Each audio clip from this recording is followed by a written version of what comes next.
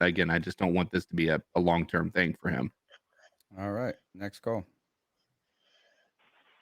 Hey, boys. Good afternoon. Baby Rhino here in Jamestown, Tuesday afternoon, as we await the C3 podcast for this evening. Hope you guys are doing well. I wasn't able to call in after the Atlanta game, but I was there. I want to let you boys know that I went and saw them, and it was, not very crowded there, but I tell you, it was loud. And it wasn't bad with the rain, but yeah, that was a fun game to go to. Then we talk about Baltimore. I don't know what you guys think. I listen to several different podcasts. Some of them are just, being optimistic. They want us to win. But at what point do you guys think it's time to turn our attention to the draft? I don't know. I don't know about the quarterbacks. We'll have to wait until Cody starts doing his reviews on these quarterbacks. But I even saw one article saying stick with Matt Corral and then go get that linebacker or defensive end. I forget his name right now. Will Anderson. Just wanted to get you guys' take on that. Hope you guys keep rocking and rolling. That's what we need from you guys to get through all this.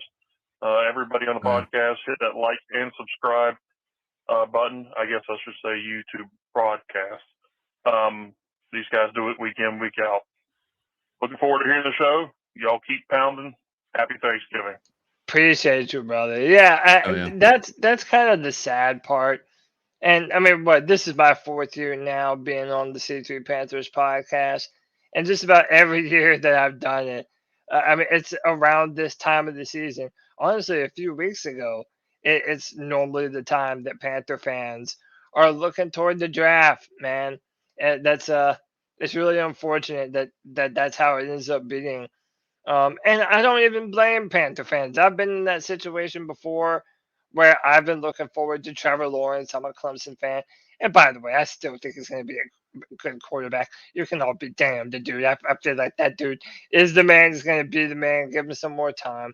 But, I just feel like the Panthers are always kicking the can road, and we're a day late, dollar short. So, I feel like if we're looking to the draft, do not fall in love with any one of these players because you're not guaranteed to get any of them. You don't know if the Panthers are going to like Bryce Young or CJ Stroud.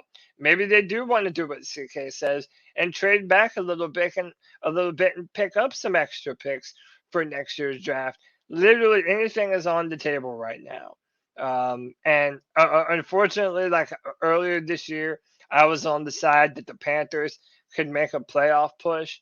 But dude, I just have to be realistic. And when you have a quarterback carousel as hellacious as what the Panthers have, there's no reason to believe that this team is going to make a playoff push this year, man. All we can do is evaluate the talent on the football team and try and prepare and build for next year. Next call. Cody, I love you, brother, but you are one dumb motherfucker. Your last podcast after the Ravens game, you were saying, well, if we draft Bryce Young, watch out for the Bill O'Brien hire. You dumb, they're going to hire a coach in February, March. I'm not going to wait till the damn draft to hire a coach.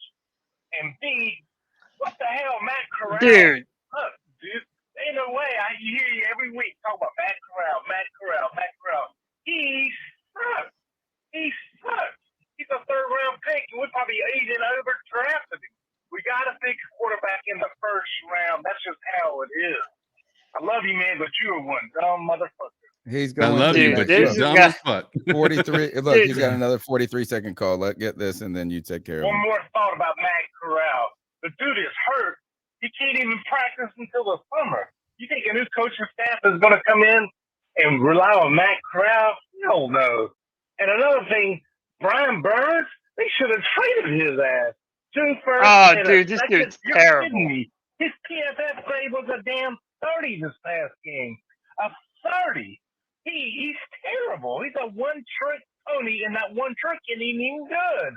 I don't care about how young he is. this, that, or whatever, they should have traded his ass. What the hell are you doing, you fat fuck sinner? I'm out, guys. Sorry, I'm just. All right, Cody, here is your opportunity.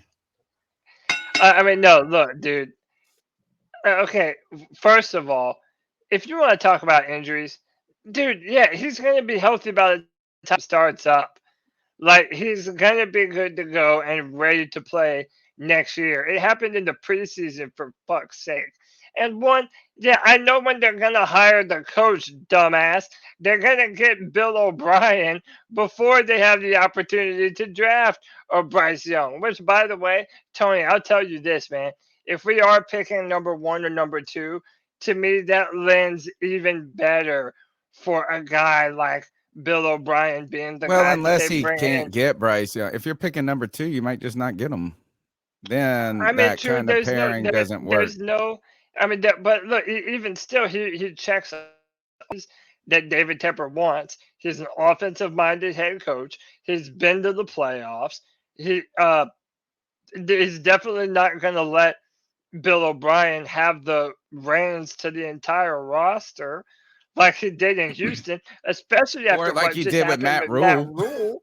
That's right. What I'm saying. You're not going to come off of Matt Rule and then go to Bill O'Brien and say, hey, you run the entirety of the organization.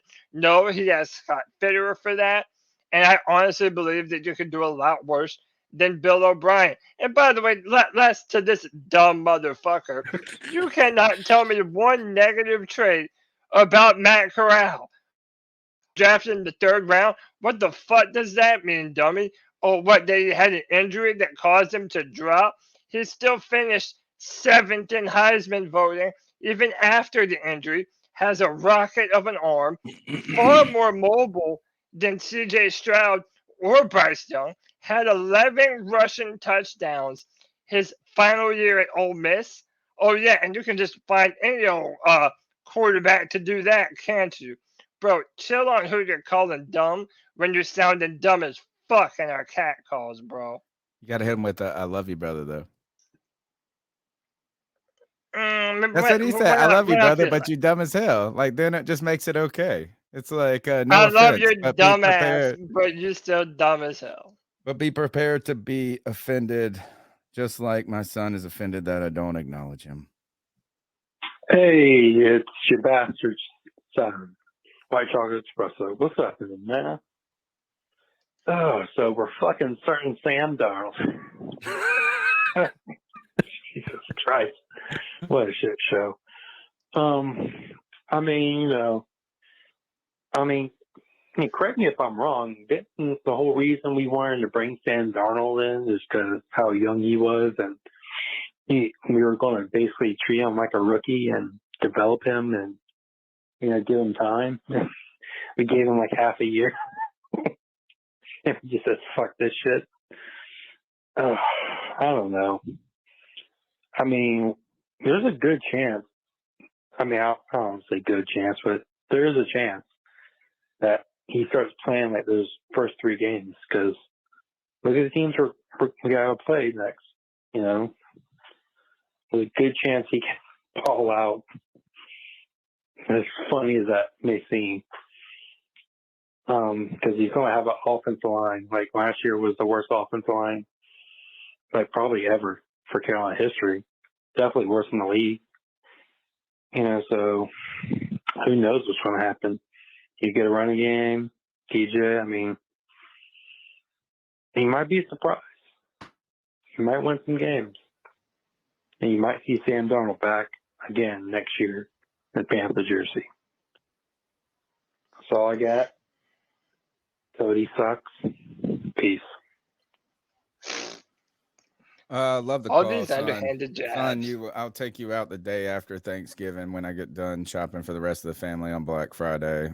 And you can eat leftovers.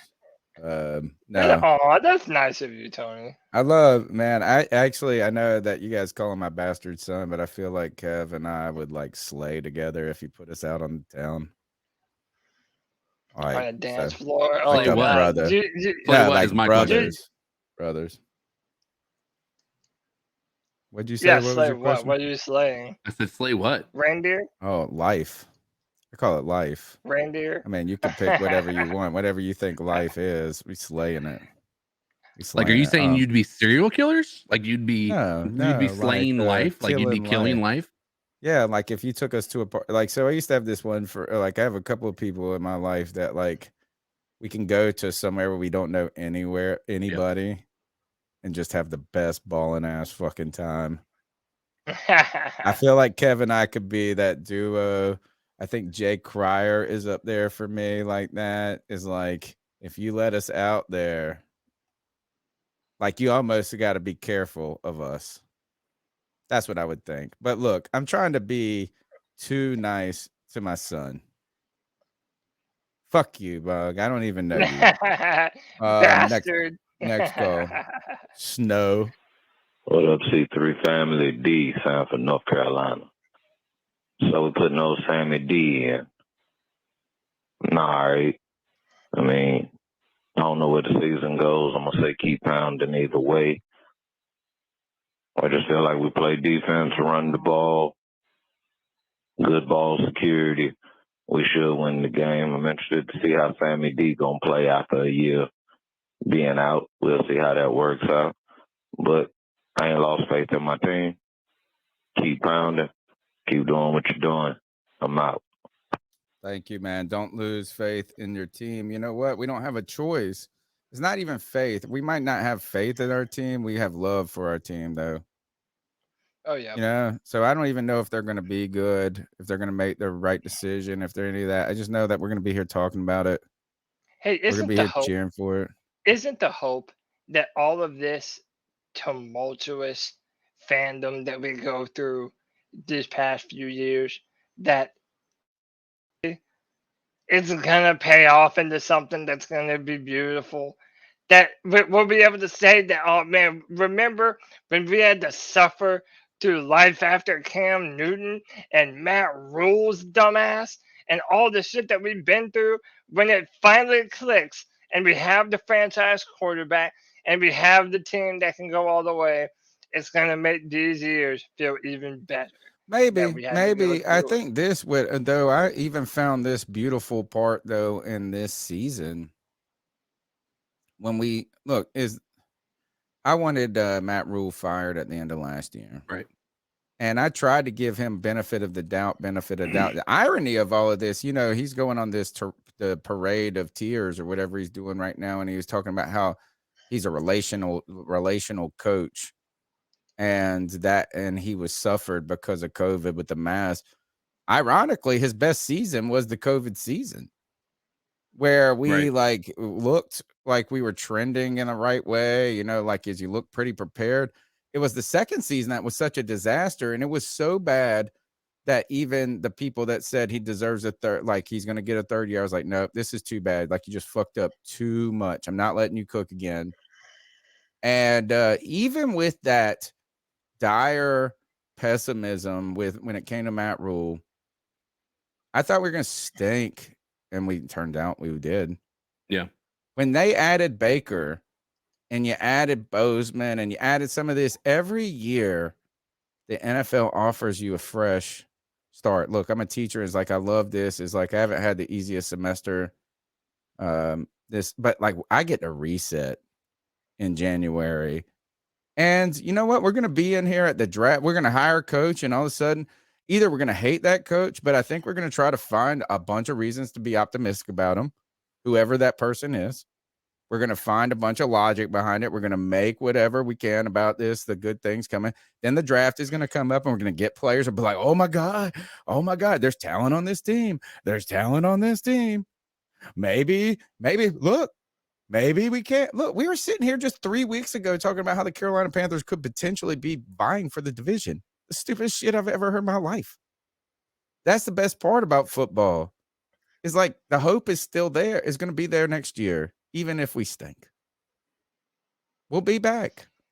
Even if we're not Hope back, we're going to, hope will be there.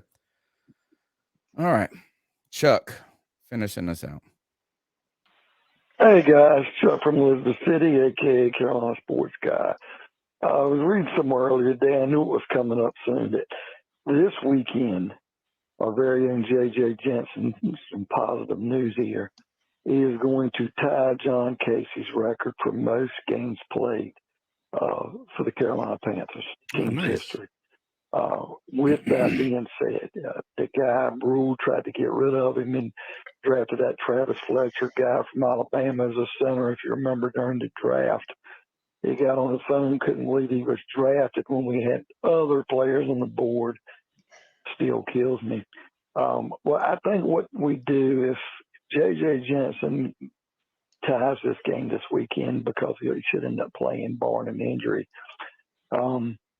Next week or the next game we play, we should get Matt Rule to drive to Travis Fletcher's house, pick him up, and they both should fucking walk to the Panthers game in honor of J.J. Jensen hanging on and staying with this team and playing the most longevity of any Panther player in team history. All right. Just for that stupid move of Matt Rule drafting a damn fucking long snapper who couldn't even make the squad.